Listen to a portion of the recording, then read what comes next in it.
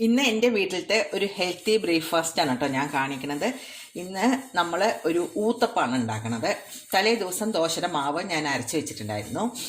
നല്ലൊരു ദോശക്കല്ല് വയ്ക്കുക.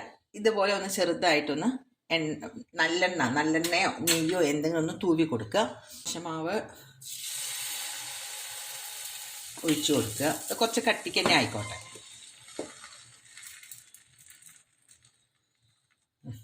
അങ്ങനെ ഇരിക്കട്ടെ. നമ്മൾ കുറച്ച് ക്യാരറ്റ് ഗ്രേറ്റ് ചെയ്തതോ അല്ലെങ്കിൽ ക്യാരറ്റ് കുനുകുനാന്ന് അരിഞ്ഞതോ പുറത്തേക്ക് പോകണ്ട കേട്ടോ, എന്തെങ്കിലും ഒന്ന് ഇട്ട് കൊടുക്കുക കേട്ടോ.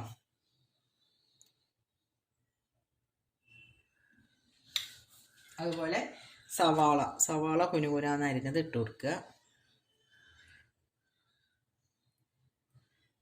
സവാള ചില കുട്ടികൾക്ക് ഇഷ്ടാവില്ല, അപ്പം ഇത്തിരി ഇട്ടാലും മതിയാവും.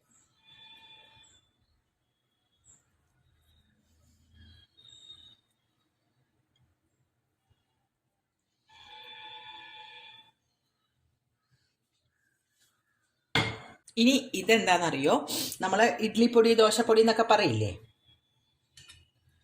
ഇഡ്ലിപ്പൊടി ദോശപ്പൊടി എന്നൊക്കെ പറയണ ആ പൊടിയാണ് നമ്മൾ അതിൻ്റെ മുകളിലേക്ക് ലേശം തൂവി കൊടുക്കുന്നത്.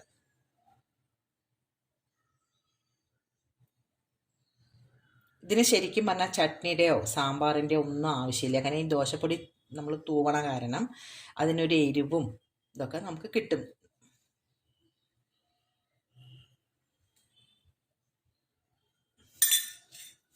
നെയ്യ്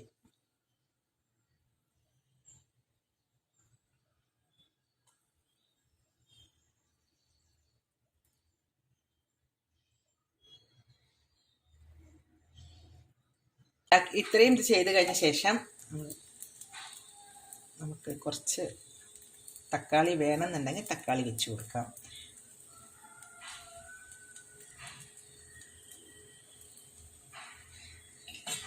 അടച്ച് വയ്ക്കും.